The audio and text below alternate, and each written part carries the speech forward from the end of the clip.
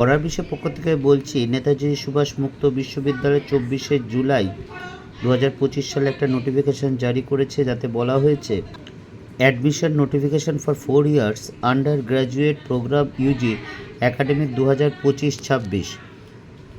কোন কোন সাবজেক্টের জন্য দেওয়া হয়েছে দেখো, বাংলা এবং ইংলিশ। এবং এই বাংলা ইংলিশের জন্য উচ্চ মাধ্যমিক পাস বা সমমানের পাস বা ভোকেশনালে উচ্চ মাধ্যমিক পাস করতে হবে, এবং মিনিমাম ইংলিশের ক্ষেত্রে 40% পেতে হবে এবং বাংলার ক্ষেত্রে পাস করলেই হবে। এবং তারপর history, pol science, public administrative এবং সোসিওলজি। দেখতেই পাচ্ছ কোয়ালিফিকেশানগুলো দেওয়া হয়েছে, উচ্চ মাধ্যমিক বা ইকুইভ্যালেন্ট অথবা ভোকেশনালে উচ্চ মাধ্যমিক পাস করতে হবে।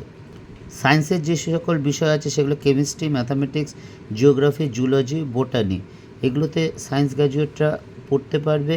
এবং কেমিস্ট্রির ক্ষেত্রে উচ্চ মাধ্যমিকে 40% কেমিস্ট্রিতে থাকতে হবে, অঙ্কের ক্ষেত্রে 50% অবশ্যই অঙ্কে থাকতে হবে, জিওগ্রাফির ক্ষেত্রে অবশ্যই 50% জিওগ্রাফিতে থাকতে হবে উচ্চ মাধ্যমিকে, জুলজিতে উচ্চ মাধ্যমিকে বায়োলজিতে 50% এবং বোটানিতে উচ্চ মাধ্যমিকে বায়োলজিতে অবশ্যই 40% থাকতে হবে।